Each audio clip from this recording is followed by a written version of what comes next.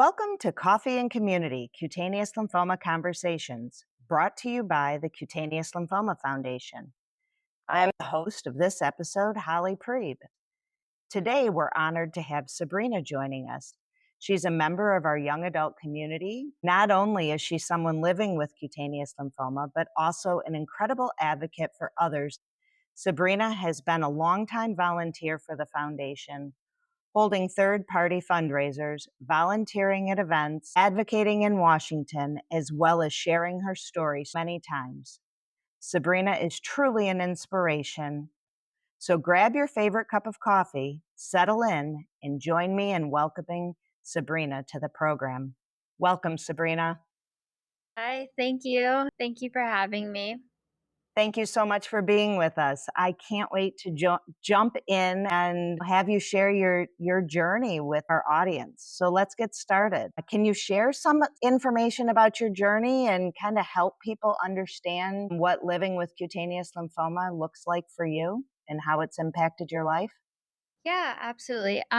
So I was diagnosed when I was 22, almost 23 in 2019. With that being said, I definitely was misdiagnosed for about 6 to 7 years before that. It all started with, I think there's a lot of consistencies with what people say. It started with a weird rash. I went to many dermatologists who just kept saying it was eczema and given creams that just never worked. And there was a point where it got so bad that unfortunately I was not able to wear undergarments. It was so uncomfortable. And I kept advocating for myself and going to multiple doctors. And at such a young age, no one really looked at me and said, she might have something called cutaneous T-cell lymphoma. The disease is very rare as someone my age as well as a female. And I had about 7 biopsies before I was actually diagnosed. As mentioned, I was misdiagnosed a lot, and that actually created a lot of pain because with the misdiagnosis, I wasn't getting the correct treatment. Finally, I had these biopsies, and it came back with something called cutaneous T-cell lymphoma or mycosis fungoides. It wasn't directly explained to me what it was. The dermatologist just said it's a really rare skin lymphoma, um, and you have to go to a specialist. Of course, I go to Google, and it wasn't really that helpful either. This is really alarming, especially to a young female, 22 years old. So I am from Connecticut originally, and I saw one of the specialists there at Yale. So I made an appointment and got all the biopsies sent over to him. And that's where I received my formal diagnosis of CTCL, stage 1A1. And yeah, I had a lot of questions. I was scared, but my family was with me. I had a really great support system. Until this day, I still have a great support system that has only expanded, and I'm really grateful for that. I will say for me, living with cutaneous T-cell lymphoma, I had to learn that it's a part of me. It doesn't identify me. It's just something that is a part of me. And I always say everything happens for a reason. And I believe that there was a reason I was diagnosed at such a young age. And, I'm the face of the young adult group. I'm the face of young females. It was very difficult, right? You have all these spots on your body at also a very young age where, you're in a bathing suit, it's uncomfortable and you want to hide. And you're just trying to understand it the best to your ability as well. So it was really difficult. I moved to New York. I got a full-time job. I was applying to graduate school to be a speech language pathologist. And in the meantime, I got diagnosed with CTCL. So I did not find treatment in New York City. I was denied getting phototherapy. There are places that would say, well, your diagnosis, like, there's a long line. There's a long list of people that need to get in here. I needed the hand foot machine that apparently was just non-existent in New York City. Only one place had it, and they said, well, your diagnosis is not, there's many people waiting to get on the list. So my mom dedicated her time while I continued working a full-time job to calling pretty much every place possible to get me in. But in the meantime, I need to get this treatment, right? I was really delayed in being diagnosed, and it needed to get figured out. So I actually commuted. I worked, I got up as early as possible, took the last train from New York City to New Haven, Connecticut, and I got the last appointment at 4 p.m. at phototherapy at Yale. What does that journey look like? How long does it take to go from Connecticut to New York City for treatment?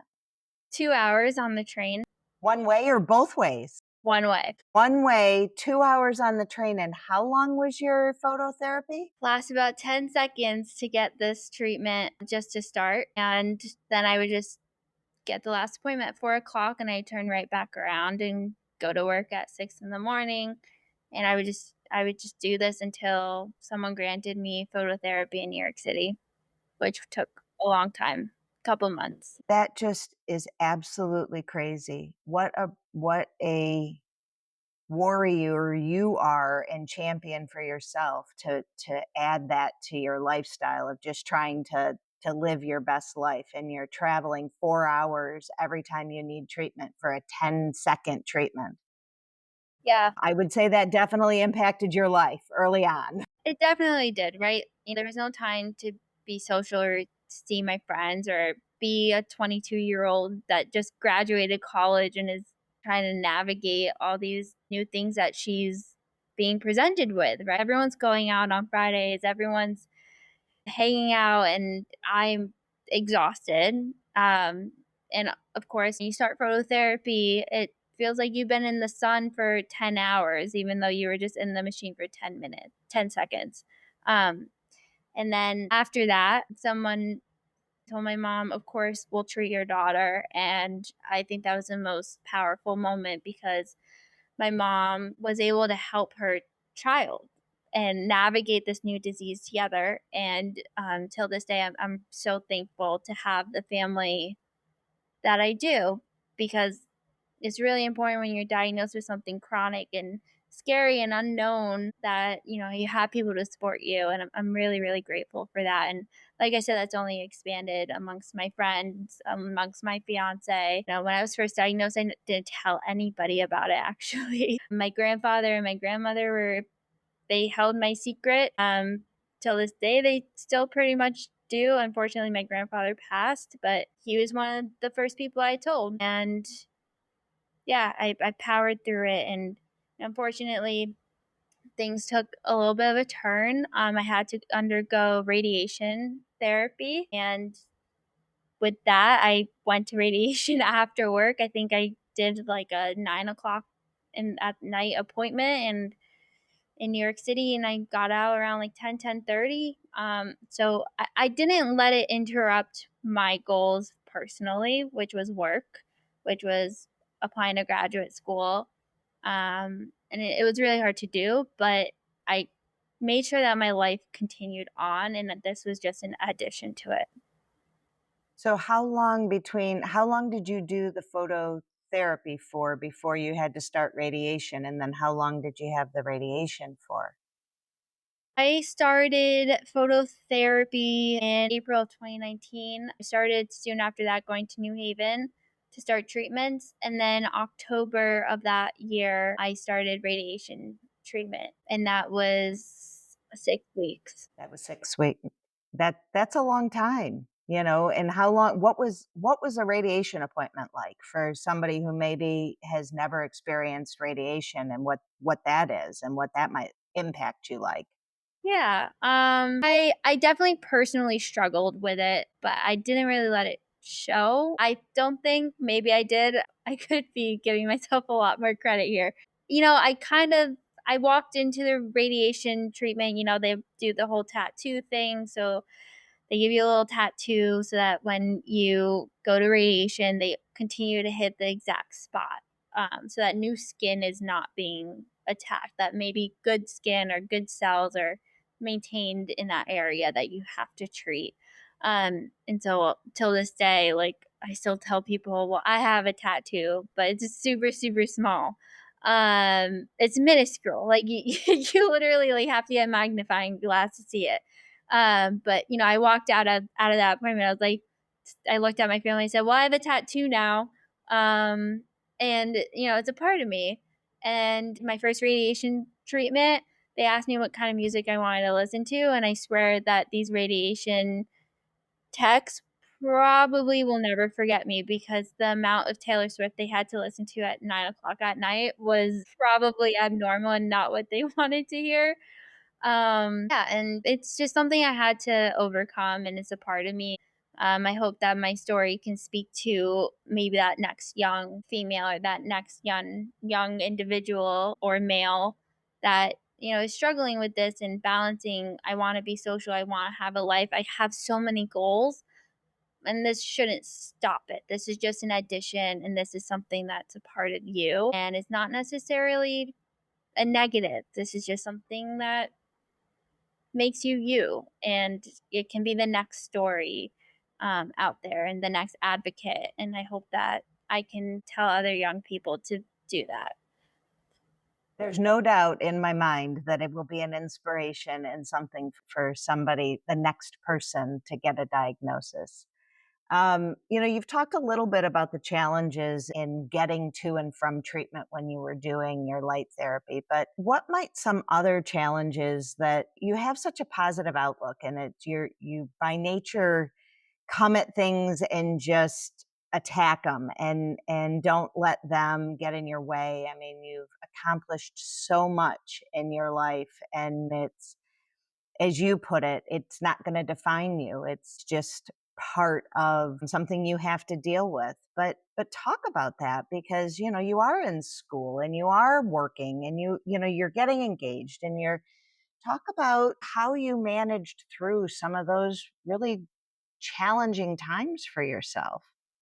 Yeah, there are definitely challenging times. I will not diminish those at all. I really looked at, you know, like I said, it's expanded over the years, but it really started with my family, my brother, my mom, and my dad, and both my grandparents at the time. And I really could not have done any of it without them. But those challenging times, everyone has those moments of what did I do? What caused this? Why am I like the most outlier in most research? You start to think like one day I want to be a mom. Is this going to be passed on to my children? I actually think that was probably my first question to the medical doctor when I was diagnosed. And I said, is this something I can give to my children? And if so, what do I do? And he said, "That is the first question you're asking me?" I said, "Yes, because I have goals in my life. I want to be a mom. I want to have children, and this is something I need to know." So I think going back to your question, I think family support is really what helped me get through it. Also, allow yourself to not be okay. I'm talking very positively right now, but let me tell you, there were nights where I cried, there were days that I cried, there were moments where I was so down on myself and I was like, why this? Why couldn't it have just been eczema or, something else going on? And it was just a cream that I put on, it was all okay. I think the most challenging part was during COVID. I was still early on in my diagnosis, in my treatment, and phototherapy was closed. There's no phototherapy. You could not get treatment. Luckily, COVID happened when sun started coming out and nicer days started happening. So I always got my natural sunlight, but that's not a treatment per se. So during that time, I started the topical chemotherapy, Sure. and till this day, I would rather do phototherapy than that gel. I my doctor always says, "Okay, if there's some one thing we can take off, what would you take off?" I was like, "I'll do phototherapy. I do not want to do that gel." So that was really challenging, but my family supported me, my family encouraged me to do it. They said, "Do it on your time, and we'll watch a movie or put something on." I think the first time I did it, I actually watched one of the Taylor Swift live tours on my couch with my brother just to encourage me to do it and get my mind off of it. But again, allow yourself to not be okay, because if you don't, then it's really hard to find anything positive in this. So I think that's what's also gotten me through it. Yeah, it's funny that you talk about, everybody's got their treatments that, are the that one didn't work for me for whatever reason, right? And some people, the light therapy doesn't work for them for whatever reason. The idea of getting down to whatever layer of clothes off for 10 seconds of the travel and all of that is the part that they can't deal with versus putting something on them, or so it's always interesting to hear. And one of the things that so many of the docs say is it we are so lucky that we have different treatments that will help, that we can have choices when it comes time to treatments in the instances where it's not just a one size fits all regarding treatments, and that there may be possibilities of different options. So it it's great that you didn't have to stick with a topical treatment for too long, and that you could do the phototherapy, um, instead of that, and it was effective for you. Yeah, absolutely. And I also think, listening to your body. My doctor at this point he's like, I trust you. He said, if you feel something, it's probably correct that it's starting up. And he said, just deal with it the Sabrina way. And I figure it out. So it just shows that you have to have trust in your doctor. I have the utmost trust in my physician, and he's always there. Even though I'm in New York and he's in Connecticut, he said, just send me a picture. And he trusts me, right? If I feel I say something, he's like, I don't see it, but I feel it. He says some patients can feel the start of it, like that tingling sensation, that like rashy, like tightness of your skin. Yeah. I always am like, it's not there, but I can feel it. And he's like, I trust you because every other time you said that, it's been correct. And he goes, just treat it your way, treat it the Sabrina way, you know your body. So I think understanding your body, but in the same time having your doctor understand who you are and your body is so important in this disease because like you said, it's not an individual treatment. Well, it is an individualized treatment, but it's not for everybody. It's not a book, it's Not a not like one size fits all. exactly. So I think that's also definitely have gotten me through a lot of hard times. There was one That's hard good. time that I sometimes forget about. It could just be me not wanting to deal with it, but there was a time where I believe it was 2021 or 22, can't remember, but I had this super weird spot, and I was like, "That's not CTCL. Like, it's usually patchy. It's That's not it." And I literally woke up the next day and I was covered. And I was like, this is weird. So I went to my physician and he was like, this is weird. I've never seen this before. Took a biopsy. We call them my battle wounds. So biopsies on my body, we just call them battle wounds, and that's how you get through it. But he sent it out to a lab to watch it grow, and it came back identified as CTCL, mycosis fungoides. They had all these different layers to it. And till this day, he doesn't exactly know the name of it. I've asked, and it's just, he's like, I don't know, but it is CTCL. I haven't really seen it presented that way. So we call it a cousin of CTCL. And so that is something in the back of my mind whenever I get a spot that looks weird. I'm like, oh my goodness, it's happening again. But I think people just, you need to trust your physician. You need to trust yourself that it's going to be okay, and that if you've battled one part of it, you can battle the next. I think you stumble on a really important part, right? Is your relationship with your physician and making sure that you're with somebody that you're comfortable with and that you trust. And clearly you are comfortable and trust your physician and have a great relationship. And that is just, it's key. And feeling good about something that you have to manage for a long time to come. Yeah, Yeah. absolutely. Yeah. So at some point, and and a little bit of the foundation, but more just about your community, you found support with the cutaneous lymphoma community. You found your way in, and you found a group of people who can meet you where you are with relation to that particular part of your life. To your point, you have a big, beautiful life that has many amazing aspects to it. And this is just one sliver of it. And at some point, you found the cutaneous lymphoma community and people who can relate to you and to the things that you're going through with relation to your cutaneous lymphoma. Talk about that, what it was like to find a community, what it was like to bond with a community, and kind of just your general thoughts about it.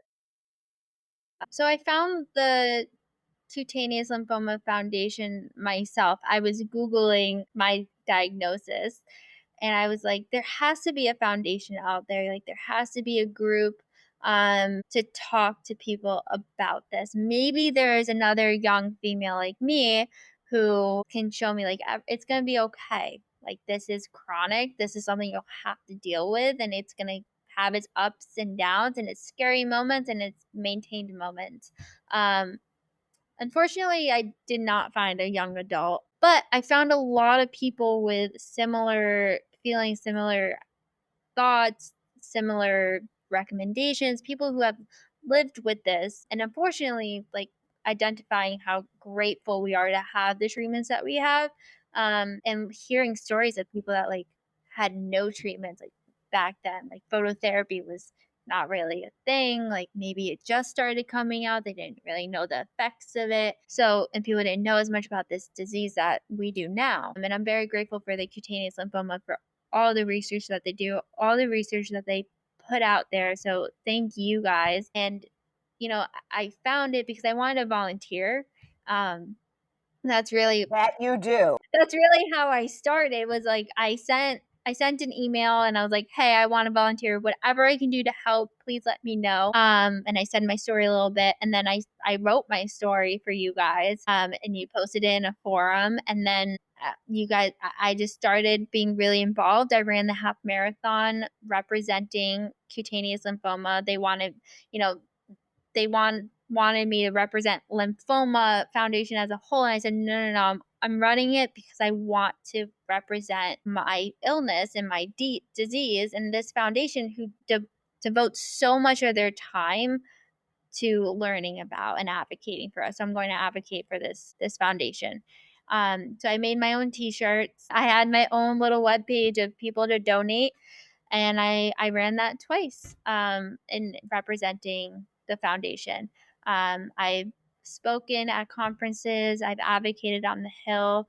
It's just really nice to have a community where I can talk about this and people understand. It's like, it's very freeing. It's very comforting. It's very safe, and that's something I really, really love. And people, tell me I had the same thing. There was one time where I actually joined a group session at night because I was so lost in what I was feeling. And it's therapeutic. And I think it's important for all of us to come together and talk about this because everyone deals with it in their own way, and everyone's lives are so hectic and crazy that it's important to have 30 minutes to acknowledge everything that people have gone through with this disease and all the unknowns, and come together and really just talk about it.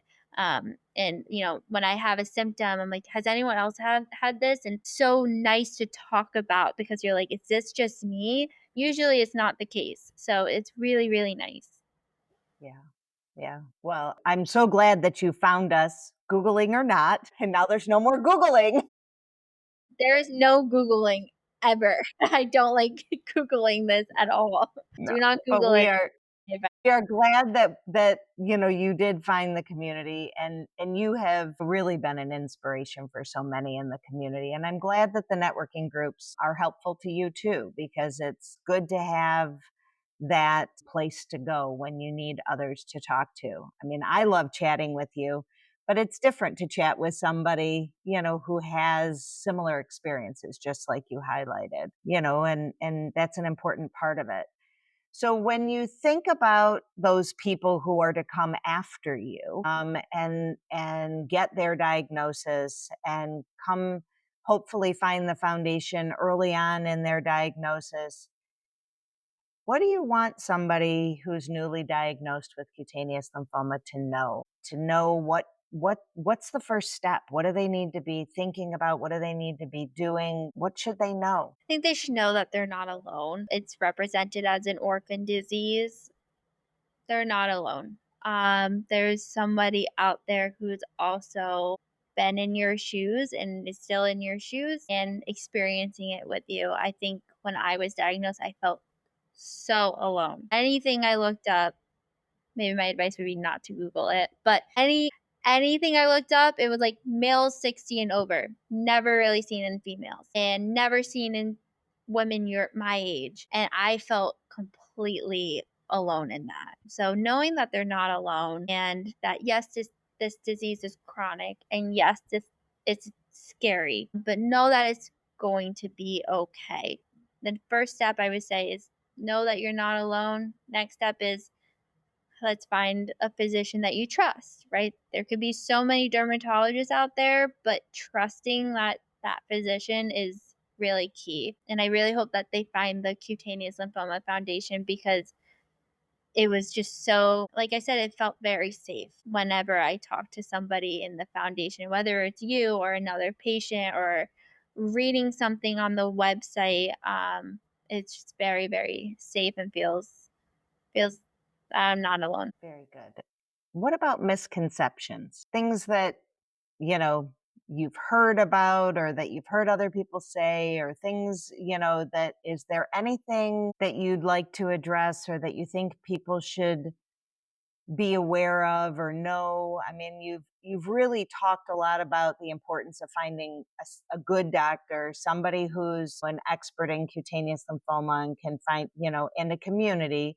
But are there other things that you think are important for somebody to know? Yeah, there's a lot of things. It's really important to know that this disease is not a textbook disease. It is something that is so different for every individual, and to understand that. Just because one treatment works for one person just doesn't mean it's going to work for your CTC out. There's a lot of misconceptions out there that maybe like this was caused by like stress, or maybe this like pops up when there's stress or all of that. Of course, stress is not good for anybody, whether you have a chronic illness or not, but you're allowed to feel that. You're allowed to feel the overwhelming difficulties. But to say like stress causes, I think is something that has always been um, something maybe I blame myself for. But that's a different story. But I think understanding that there's not one. What am I trying to say? Like It's not your fault. it's not your fault. Yeah, Not your fault. not your fault. And that at the end of the day, this is only a part of you, and it doesn't define you. And to me, it's something that I've turned into being proud of myself for. As you should. And I hope one day that somebody else can feel that way too. I love that. So we've at the top of the hour we chatted about it, and you've alluded to it. Why do you spend so much time giving back? Why is that important to you? Why dive in and show up? I kid you not, everything that you could possibly have done to give back, you have done. You've fundraised, you've advocated on the Hill, you've told your story. You just keep giving to the community. Why? Why is that important to you? Well, thank you. It's really important for me to me because I believe that I would not have understood any of this or gone to anywhere of this disease that I am at, and gotten through the hard times and the difficult times. I wouldn't have gone through it if somebody didn't tell their story before me. If somebody did not advocate for us before me. And as I mentioned in the beginning, I believe everything happens for a reason. You may not know that reason in the moment. You may never know that reason, but I truly believe that I was diagnosed with this disease to pay it forward for that next person behind me and to advocate for this orphan disease that we don't know a lot about. A lot of the research, of course, is brought to, a bigger umbrella of lymphoma, which is important. But I feel as if there's so much to learn about this disease, as most diseases, that you need people to advocate for that. And, if somebody doesn't do it, that I figured I will be the one to do it. And I want to be that person to support others behind me.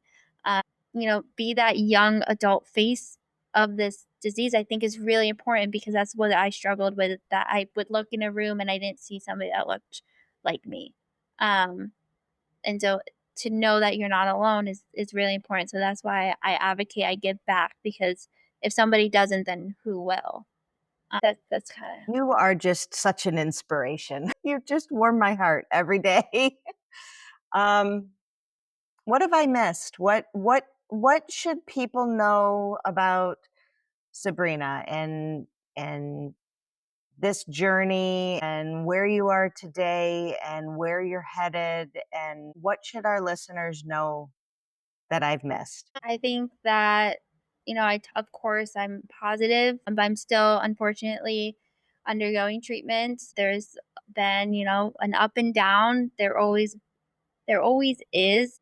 And there's always that moment of, oh man, I was off treatment for 2 months and now it's back. And there's always that moment of, this really is never going away. But you know what? It's a part of me. I'm currently assistant director of rehab at a facility. I am getting married this winter. I have so many goals in my life that just to know that because I'm still advocating, I'm still undergoing treatments, and that just to know that it's okay, and it's just an extra thing I have to do after work, which is just to go in my little light booth, and I move on with my day. So yeah. That's amazing. That is amazing. You are amazing. Sabrina, you are truly, as I've said it a few times already, truly an inspiration. And I can't thank you enough for spending some time with us this evening and letting us peek into your story one more time and go through the questions. If you have nothing else that you want to share, that will bring us to the end of this episode. I truly, I can't thank you enough for being here with us. Thank you for having me and always asking to have me be a part of such conversations and advocating and being a part of the Cutaneous Lymphoma Foundation. I'm very proud to be a part of it, and I'm very proud that I have so much support behind me. And just to let everyone know that you're not alone. It is scary and it's okay to feel scared, but just to know that you're not alone and it's going to be okay. Thank you. And thank you for that. And that does conclude this episode of Coffee and Community Cutaneous Lymphoma Conversations. We hope you, as our audience, found our discussion as insightful and inspiring as I did. Before we go, I'd like to thank Sabrina one more time for her time and commitment, as well as all of our sponsors and donors. Without their support, programs like these would not be possible. Remember, you can find more episodes, resources, and a full list of our sponsors on our website at www.clfoundation.org. If you enjoyed today's episode, please consider subscribing, rating, and leaving a review on your favorite podcast platform. Your feedback helps us reach more listeners and continue bringing valuable conversations to and from the cutaneous lymphoma community. Thank you for joining us today. Until next time, stay informed, stay connected, and take care.